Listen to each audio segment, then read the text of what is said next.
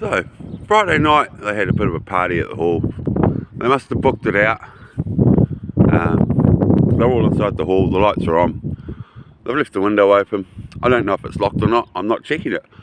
They left in a bit of a hurry. Why? Well, I'm not too sure what exactly happened, but a fire engine come round that corner last night.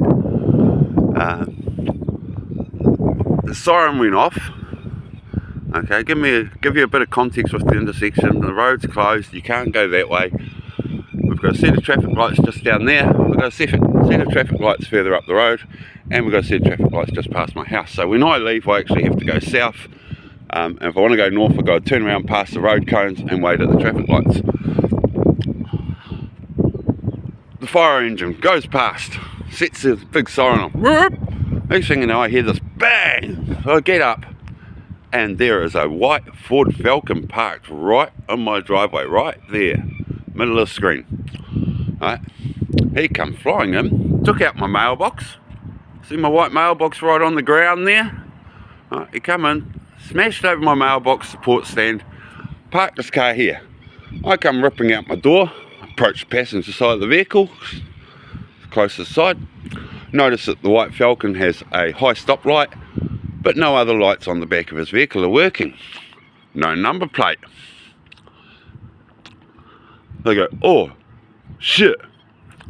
Back out, almost at the rockery, turn, run back over some of my structure over there that holds the letterbox, drive around the intersection, park at the hall. My brother-in-law walks down the road with his headlamp on and a couple of the dogs, wondering what the fire engine was doing. So he comes over. I greet him. I'm over here by this lavender. It's only a couple of minutes after they hit the letterbox and took off. Next thing you know, the people that were in the white Falcon over there come across my lawn, right? The edge of that the far edge of that lawn is my property. Come over and proceed to harass us. Over 30 minutes it took for the police to turn up. Right? Then the police are interviewing us. Right? One police car turns up. Within a minute and a half of them going up the road, three of the last three vehicles that left the hall, right? The white Falcon, a red car, and another car, I think was black. May have been a ute. So they go up to look for him. Second police car turns up. I give a statement. I show them a video footage of them threatening to stab us, of a projectile being thrown at us. I don't know where that projectile is, but it sounded like steel. It was like ching ching. It's on the 3 minute short. And then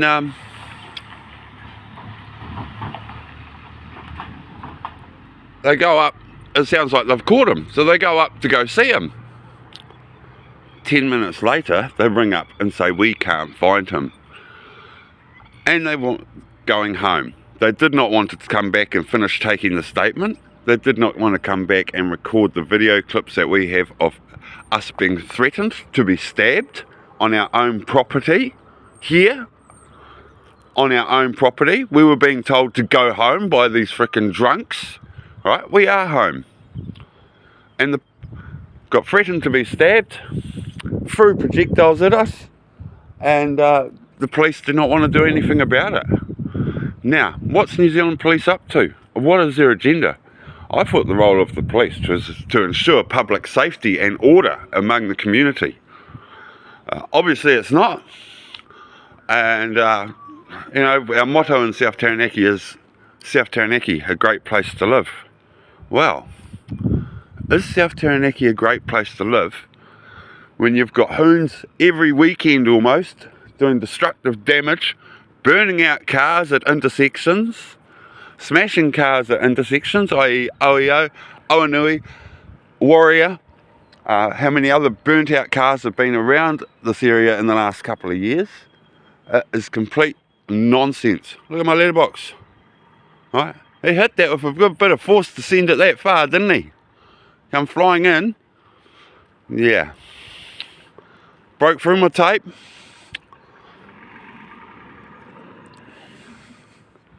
I don't know what the deal is with Hara/Stratford police.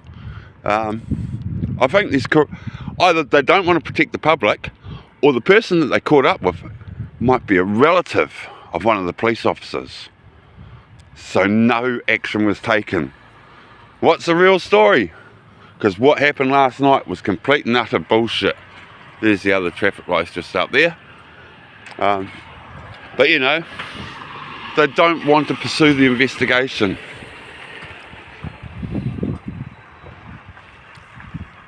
What do? Right. I haven't had much sleep tonight. I've had 3 hours sleep. My sun's up. I'm going to work soon. It's a frickin' burnt out rubber and shit.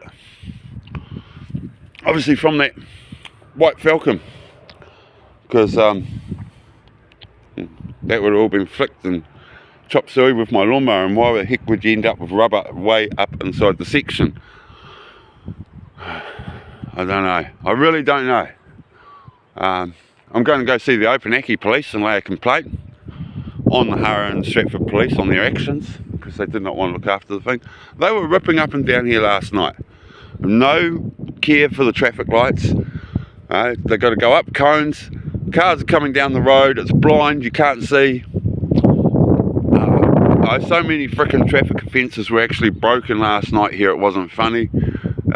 And even at 9:20, someone come flying through here. Sparks skidding. Right, it must have had no tyre on the rim at all at this stage, and this is at 9:20. Sparks skidding. Got up the road there, got a flat tyre apparently. My brother-in-law watched them change the tyre. Cops turn up 5 minutes later. Drive along there. Brian's doing burnouts in this frickin' section with his gate shut. He's got a bit of a, I don't know, mental, something's not right with him, but anyway. Doing burnouts, so the cops have a bit of a looky at him. Drive back, drive around here, drive down the road. Didn't see them. I thought they'd stopped at the hall. Apparently he had a higher priority case to go to. But I've never seen any. I would have seen this red and blue lights come on if it was a high priority case. I think the police officer then was too scared to investigate the situation. And then things escalated at 12 o'clock or 1 o'clock in the morning, got real bad.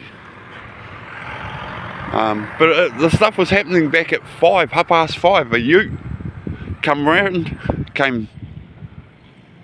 came down here. He was hanging around a bit, this ute. I'm not too sure what he did. But next thing you know, the ute's gone around the corner and up the road.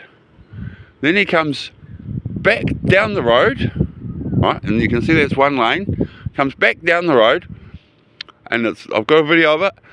And the tanker's going around the corner, so the ute obviously jumped over into the other lane where the roller is, where the road's actually closed, and ripped through the intersection. Right. So we had all this shit and no help from New Zealand Police Force. Well done.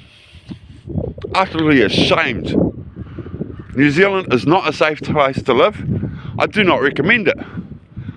Right. Unless you've got a martial arts degree or something like that, because that's what you'll need. Absolutely shocking. So that's twice I've had the police come here now for aggravated assault. Twice I've let the people go, and twice it's taken over half an hour to get here. And I can get to town 20 minutes legal driving to the police station, 22 minutes legal driving to the police station. And yet it takes them half an hour to 40 minutes.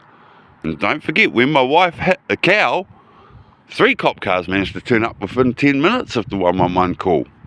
They hear MVA, they jump like frickin' rabbits, But when there's people, victims of violent assault, they want to cower and hide.